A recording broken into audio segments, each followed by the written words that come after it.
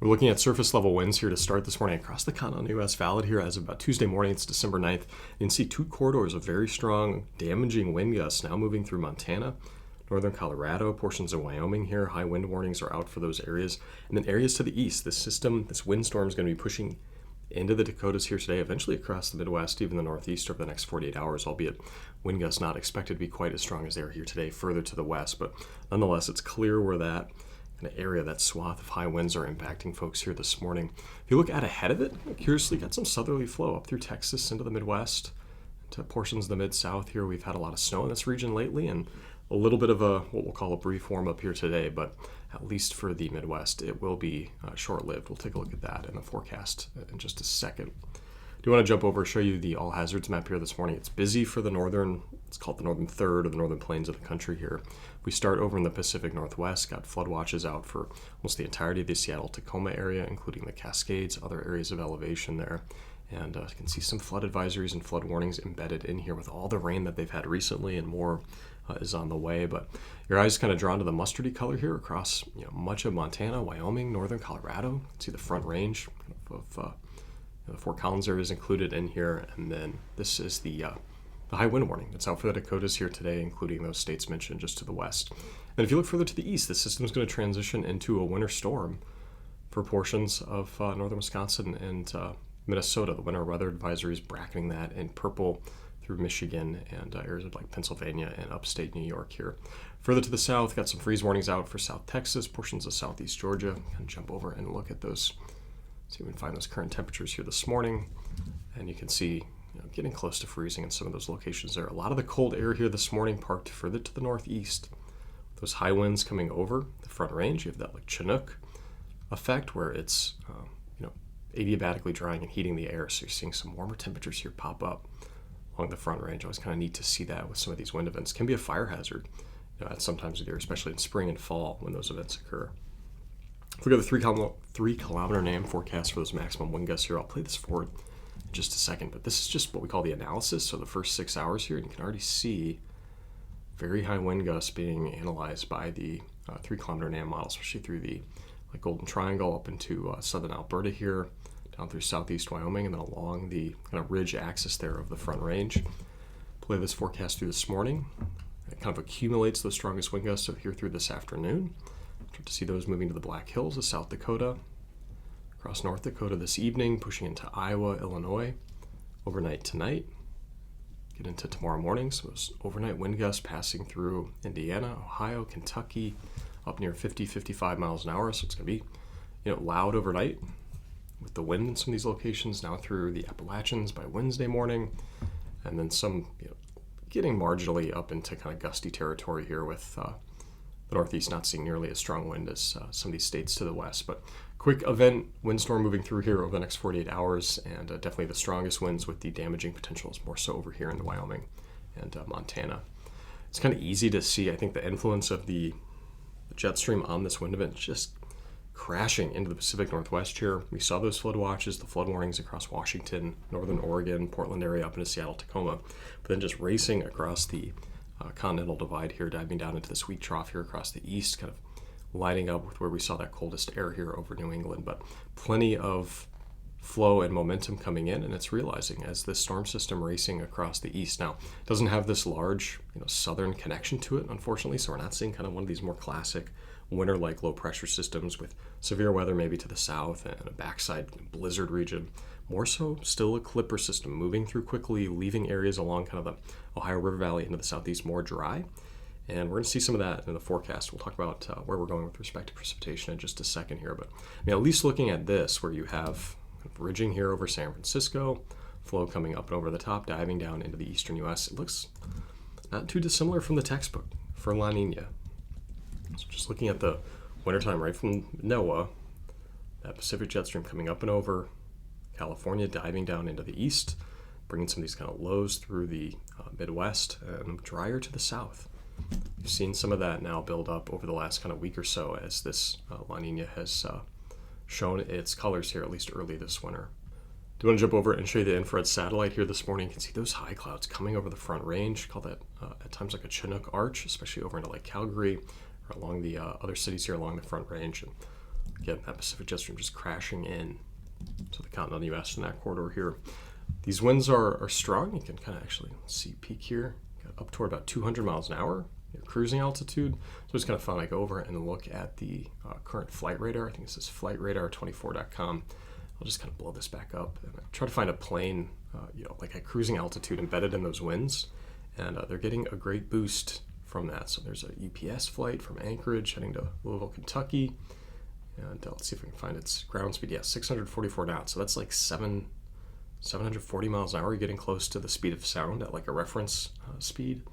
Yeah, 750 this plane from Anchorage to Miami. A lot of shipments coming from Anchorage across the southeast. But yeah, you get in one of these jet stream level flows on like a cross-country flight, and you can drastically shorten the trip if you're moving west to east. If you're moving east to west, you're going to lengthen it. Unfortunately, if you're ever curious why, the route back on a round trip can take longer or shorter, that's often the case. Is if you can get into one of these jet streams, especially this time in winter, you can almost shave like 40% of the flight time off. And these ones are doing it. The pilot's probably enjoying a shorter trip there. Catching them on radar here this morning, you can actually see we have a weak system moving through Michigan here this morning, some snow falling with that. Our next big system, this is responsible for the winter storm warnings we saw through Minnesota and Wisconsin. That's now coming into view over North Dakota. Believe it or not, this is actually falling mostly as rain here across the state of North Dakota with all that warm air. It's downsloping east of the Front Range, not allowing a lot of snow to develop yet until this gets a little bit further east. Man, you can see the Pacific moisture just streaming in to the Cascades, areas along the gorge here, along the Columbia River into Portland, south of Seattle. But there's that flow. So in that corridor there, we talked about that La Nina-like setup. Not a lot of flow out of here. No subtropical jet component. Pacific jet not kind of diving in this way or even like this way. It's a lot of these clipper systems. And when I play the forecast out in just a second, it's going to look consistent with that. We're not seeing this kind of major pattern change yet. We'll look at where we're going in mid-December, kind of later this month into the holidays. But at least right now, I think La Nina still has its hold on this pattern, even if it's fading, which you heard from Eric. Same model here. This is the 3-kilometer NAM. I just want to kind of show the system wrap up here across the upper Midwest. It's kind of neat. So this low develops more so here today near Fargo. You can see, put the L right about there, eastern North Dakota. This is taking us through Tuesday afternoon. See the snow developing in northern Minnesota, but actually rain and mixed precipitation on the southern side there. And it finally gets its act together overnight, and more snow now spreads across Wisconsin, central Minnesota, rain falling across the I-80 corridor. Snow spreading into Michigan here. Saw the winter weather advisories across central Michigan. And now, one thing you have to remember with these winter storm warnings, the threshold to be at a winter storm warning is different depending on the state and the county. So a county like some of these in central western Michigan gets so much snow that an 8-inch snowfall event might not bring them up to a winter storm warning threshold, whereas like northeast Iowa, which still gets snow, but not as much nearly as like western Michigan's going to easily reach that winter storm warning threshold. So if you're ever curious why winter storm warnings, especially in the south, like populate the entire map versus just kind of a few of them across the north, it's because those areas are used to that snow and they have the infrastructure for it. So go through Wednesday morning, system starts to exit to the east. You can see snow overspreading New York, Pennsylvania. Saw winter weather advisories there when we started out. More so rain here for some of the metro east.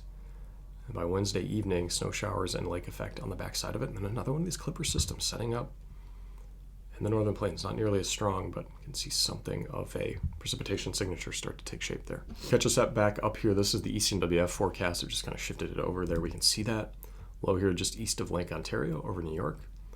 Snow showers overspreading New England at this point. This is Wednesday around dinner time, 7 p.m. Eastern. Still seeing rain here over in the Pacific Northwest, maybe shifting north a bit more so over Vancouver, British Columbia. That next clipper system taking shape here across Montana. So going to Thursday, that starts to exit east. This one's moving quickly with that jet stream flow just cranking. Almost doesn't give these lows time to even amplify and set up. So Friday morning, very quick shot of light snow moving across the Midwest. You can see Montana, additional snowfall expected there. There's another piece of this moving through Manitoba and Ontario, and then some stronger snow now showing up this weekend. But again, look at how fast that clipper translates from Montana through the Dakotas into northern Iowa. By Sunday, trying to wrap up into a better system here as it exits east toward Massachusetts, looking at some Potentially stronger snow there. It's going to be hard to pull out this gradient. Even this far out in the forecast, like Sunday the 14th, can see this cold front on the backside of this, but much colder air coming in behind some of these clipper systems here this weekend as that wraps up finally over like the Canadian Maritimes and starts to exit east. But boy, these systems just move really fast, really light snowfall events with these. And then early next week, more activity for the Pacific Northwest. And finally seeing something of a coastal low trying to develop here across the southern Mississippi Valley, seeing this in the GFS and the ECMWF. This is middle of the week next week. And this exits to the east and at least brings some rain chances to this corridor here that's gone over a bit drier just in the forecast initially. So keep an eye on this potential. The details on this aren't clear. I don't think we're going to see much backside snow with anything that develops next week, just with the kind of general warm-up that we're expecting at least briefly in mid-December here. But by and large, a lot of the activity was in this corridor here and over here in the Pacific Northwest. If I just show you the 10-day precipitation anomalies, I think that sums it up well. Flooding potential here, plenty of snowfall for the coastal ranges here. The snow levels, unfortunately, with kind of the ridge right here, are very high over in the Cascades in the Pacific Northwest, so not necessarily the best snowmaker for some of the hydrology in the reservoirs here, but we are getting some, which is nice, and certainly a lot of water, liquid water, but drier here across the central and southeast U.S., save for that coastal low expected to develop next week. Now, this takes us out 10 days. If we look closely, the coastal low, it's the 9th today, kind of gets going like the 17th, 18th, 19th. So yeah, should be in that 10-day precip anomaly. It's not like it brought this whole area back up to average over the next 10 days. If you want above average precip in this pattern, it's going to be north of I-80. Look at the total snowfall forecast. This just takes us out the 10 days from the ECMWF. I'll let this play through. So you can see that initial week clipper that we talked about, that winter storm warning for the next 48 hours showing up there, central Wisconsin into Minnesota. We're between like 5 to 7 inches expected. Michigan might overachieve that.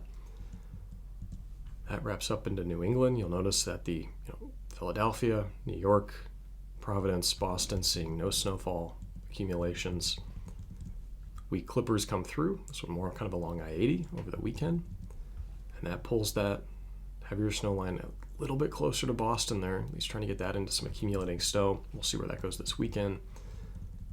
Take it even further out, a lot of that snowfall, here and here with just these weak passing systems coming through the Midwest. Not a lot of accumulation between the Quad Cities of Illinois over toward like Columbus. You really got to get more north to see more significant accumulations there.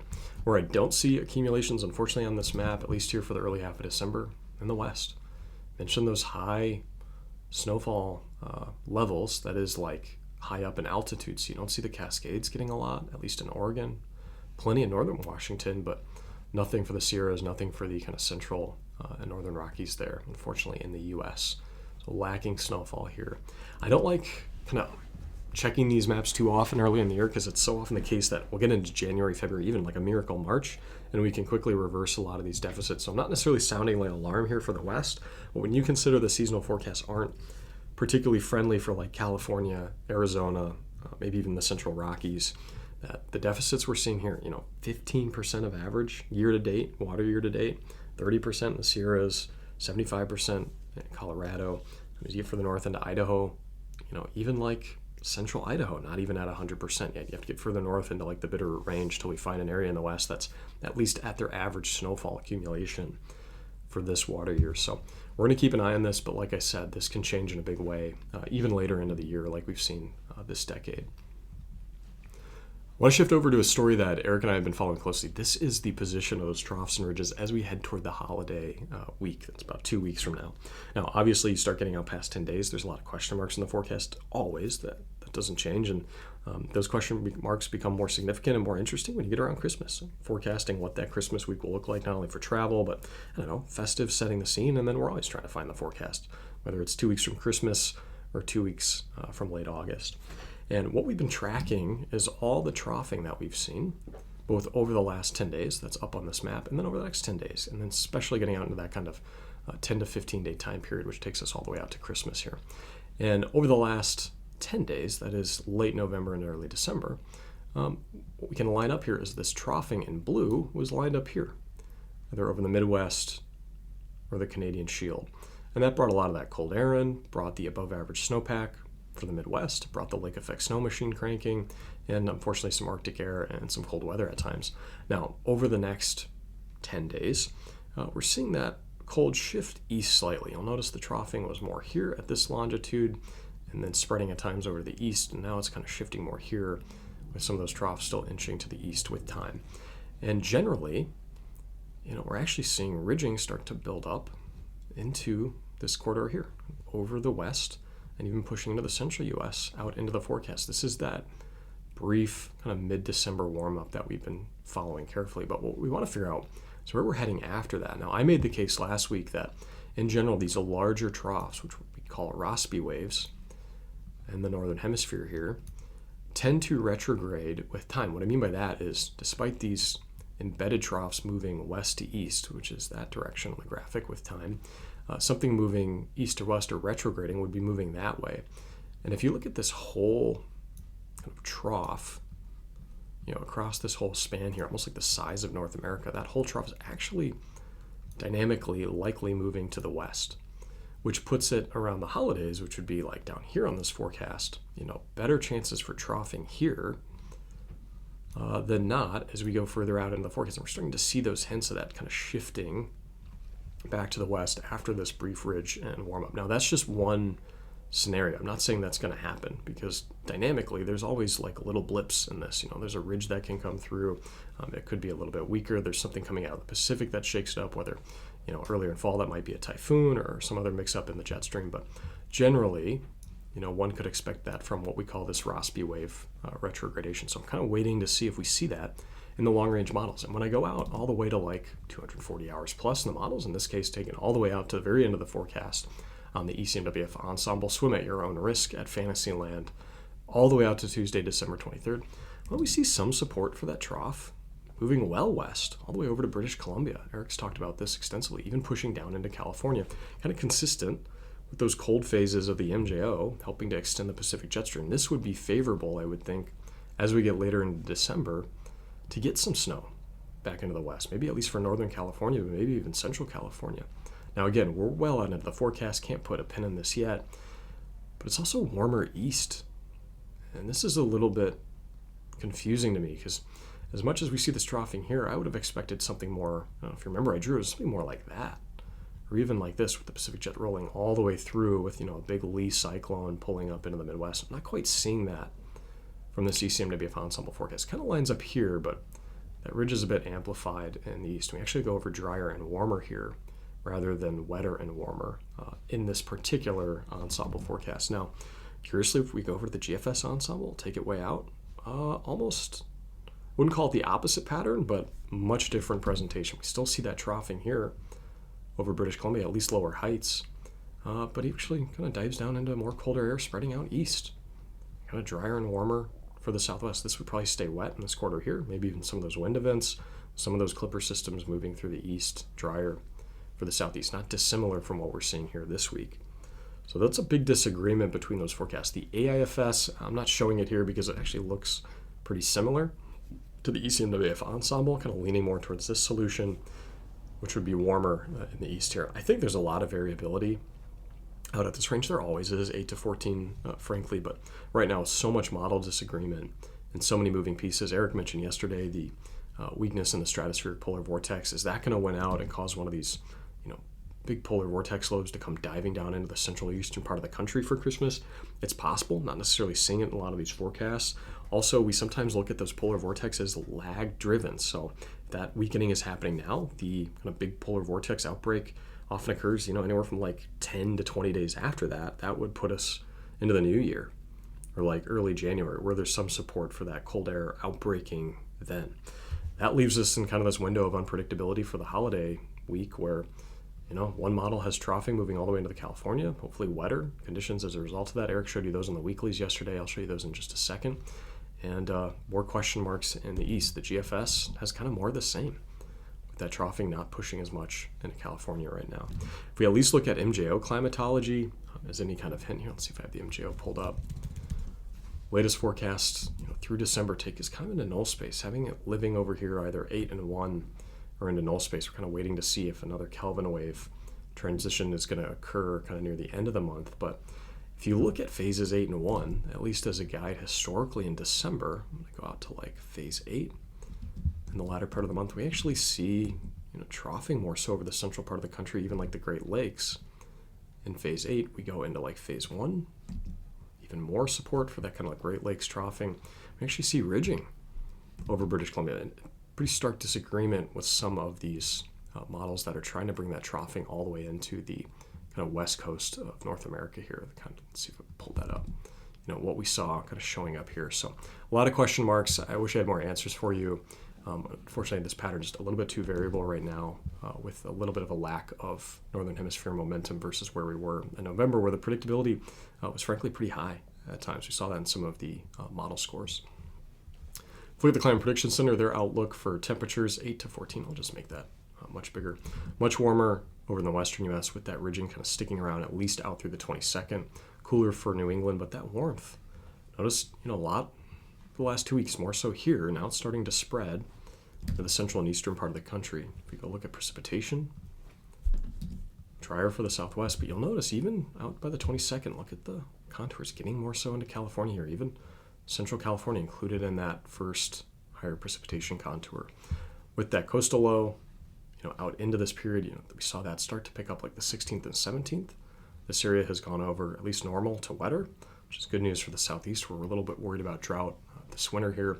But their 3-week outlook hasn't been updated yet. I have to wait till the end of this week. I'll be curious where they go with that, because right now, just kind of that general cooler east, warmer north pattern that we've seen at times set up this winter. And this is for the 20th through January 2nd. I'd expect this to update pretty significantly here when they do that here on Friday for that next time period.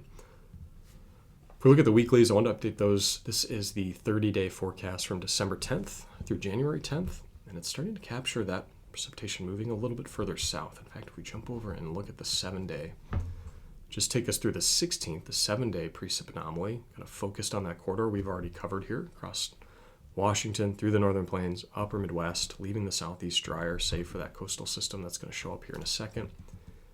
But if I play this forecast out, like the 16th through the 22nd, get wetter. See why the Climate Prediction Center inching those contours further south, trying to see if we get that trough setting up to bring precipitation and snowfall back to the western U.S. And some of that's sticking around. Better precip for the west, not showing up obviously as clear as we get further out of the forecast, but going through January, probably shifting back dry at some point, but staying wet for the Pacific Northwest. That's how we wound up with that 30-day anomaly that looked like that. The other story we're watching in the long range is the likely transition, at least certainly out of La Niña at some point, potentially into El Niño. Every member now of the ECMWF, the latest forecast in December, taking us above average in those ocean temperatures in the central tropical Pacific. Some of these, getting us out of La Niña by like March 1st, which would be an impressive warm-up, getting us into like El Niño territory by April or May. So I wanted to go back in the record and just look over the last 30 years of years where we transitioned from a weak La Niña into an El Niño in the following year, usually by like June or July. And there hasn't been a lot of those over the last 30 years. There's been 5 of them. You can see here, 1997, 06, 09, 18, and 23. We had a number of years where we started out in like a, not a La Niña, but getting toward it and then strengthened up into a crazy El Niño. I excluded some of those, just picked the 5 that were most similar, and asked it for the precipitation anomalies from January to February. You can see those here, wetter along the Mississippi Valley corridor into the Ohio Valley, but drier along the Gulf and Atlantic coast here. We've seen some of this pop up, some of the seasonal models here. West generally drier. You can see one kind of Central Valley looking a little bit wetter, but generally I see kind of a drier pattern here, but wetter for the Pacific Northwest, maybe the Intermountain West. But that kind of drier signal showing up there in Florida, Texas, and the Carolinas as well. You want to jump back? I think I still have this plugged in. Just look at temperature for the fun of it through January and February. Actually shifts over warm here, kind of curiously. And then colder for this area here. So something to keep in mind. We saw this warmth in the east later in winter and some of the other analogs that we had pulled up. So I'm going to start keeping an eye on that now as we transition from like the December pattern into January and February. Just something to keep an eye on. This probably playing a role in that Gulf Coast and Atlantic Coast drought that we saw in those years. If I shift that analog thought experiment a little bit further into spring, March, April, and May, We actually see a pretty decent dry signal here over the Central Plains, even getting over into the Corn Belt. And then generally a little bit drier here in the Mid-Atlantic. Wetter for the Southeast, wetter for California. This is consistent with El Nino starting to show its cards. So as La Nina starts to fade, you get better subtropical jet stream coming in, and that brings the wettest corridor further to the south across the country. It leaves more other locations drier. A flip from where we're at right now in the forecast. Remember, we just looked at the 10-day forecast, just about the opposite. And so this transition is possible next year. This also doesn't necessarily bode well for a lot of severe weather. And it doesn't bode well, and I mean that in like a quantitative sense. Like this probably wouldn't bring about a number of severe outbreaks. They'd be a lot less, or they'd be over here in the southeast. And if we don't have a lot of West U.S. snowpack, I'm only going to increase that narrative as we transition into spring here. One thought experiment, it's only 5 years. That's not a large sample size, but does give us something of a benchmark to look forward to. The ECMWF seasonal, just to kind of make a counter argument here, play devil's advocate. March, April, May forecast and the latest model update that came out 4 days ago, they're wet in that quarter here and actually dry in the southeast. So pretty wide disagreement. This, these seasonal forecasts for spring, I can't put much weight into these this far out. I would say, either forecasting technique is just as valid right now. And the fact that they're so dissimilar means, well, there's some uncertainty, but there always is at that range. That's my last slide for now. Eric will talk with you all on Wednesday, and hopefully more data in by Thursday. That latest CPC outlook will come in by the end of the week and have a better handle on where we're going for Christmas. I'm curious to see which side kind of wins out there, GFS versus the ECMWF suite. I'll stop there. Thanks for watching.